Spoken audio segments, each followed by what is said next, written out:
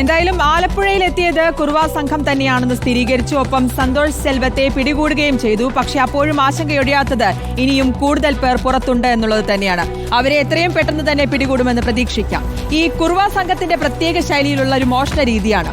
അതേപറ്റിയുള്ള അന്വേഷണത്തിനൊടുവിലാണ് കുണ്ടന്നൂരിൽ വെച്ച് സന്തോഷ് സെൽവത്തെ പോലീസ് പിടികൂടുന്നത്. മോഷണത്തിനായി കേരളത്തിലെത്തിയ 14ഓളം വരുന്ന കുറുവ സംഘങ്ങളിൽ അഭിപ്രായ വ്യത്യാസങ്ങൾ ഉണ്ടായത് മുതലെടുത്താണ് പോലീസ് പ്രതിയിലേക്ക് എത്തിയത്. ഈ സന്തോഷിൽ നിന്ന് ലഭിക്കുന്ന സൂചനകളിലൂടെ കുറുവ സംഘത്തെ വലയിലാക്കാമെന്ന കണക്കുകൂട്ടലിലാണ് പോലീസ്.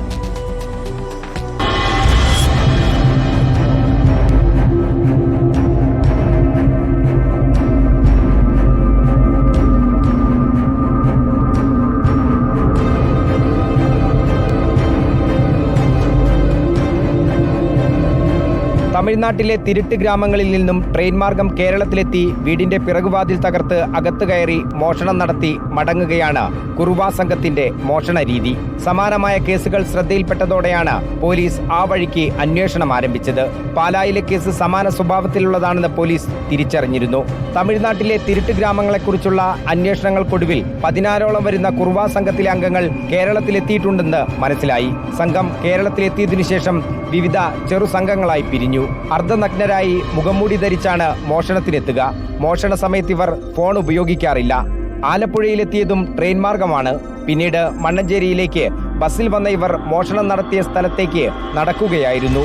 സാധാരണ എളുപ്പം രക്ഷപ്പെടാനായി റെയിൽവേ സ്റ്റേഷന് തൊട്ടടുത്തായാണ് താമസിക്കാറുള്ളത്.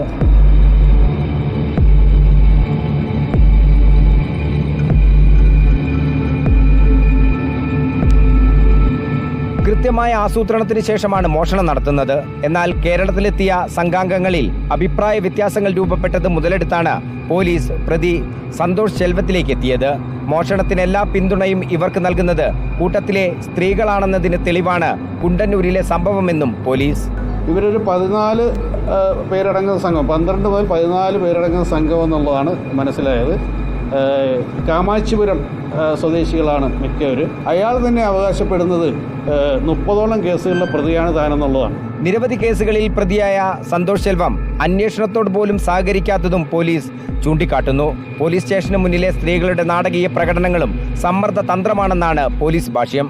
കുണ്ടന്നൂരിലെ ഇവരുടെ കൂടാരത്തിൽ നിന്നും ലഭിച്ച ഉരുപ്പടികൾ സ്വർണമാണോ എന്നതുൾപ്പെടെയുള്ള പരിശോധനകൾ പോലീസിന് നടത്തേണ്ടതുണ്ട്. കുറുവ അംഗമാണോ എന്നത് സംബന്ധിച്ച് മണികണ്ഠന്റെ കാര്യത്തിൽ വ്യക്തതയില്ലെങ്കിലും മണ്ണഞ്ചേരിയിൽ സന്തോഷിനൊപ്പം മോഷണം നടത്തിയ പ്രതിയെക്കുറിച്ച് പോലീസിന് വ്യക്തമായ സൂചനയുണ്ട്. പ്രതിയെ കസ്റ്റഡിയിൽ വാങ്ങിയതിനു ശേഷം മറ്റു കുറുവ സംഘത്തിലെ അംഗങ്ങളിലേക്ക് നീങ്ങാമെന്നാണ് പോലീസിന്റെ കണക്കുകൂട്ടൽ. MM Ragesh, reporter, Alappuzha.